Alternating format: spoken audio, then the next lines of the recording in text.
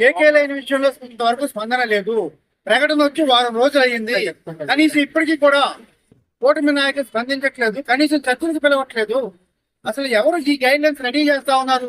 మేము అడిగిన Visakha railway zone, వాళ్ళు దక్షిణ కోస్తా జోన్ అంటున్నారేంటి? రాష్ట్ర విభజనలో అమరావతికి పేరు ఎలా వచ్చింది? అక్కడ రాజధాని పెట్టారు కాబట్టి అమరావతి రాజధాని పేరు ఇచ్చారు.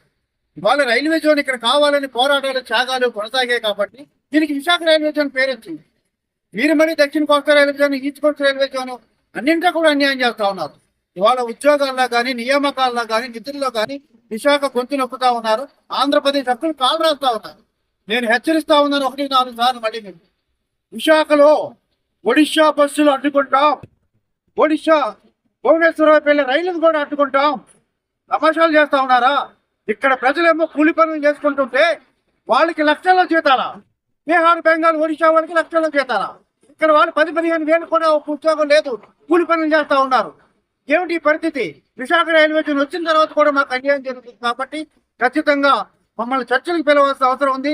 ఏపీకి, విశాఖకి న్యాయం చేయాలని చెప్పి నేను కోరుకుంటా ఉన్నాను. కేటీ రామారావు, ఏపీ ప్రజా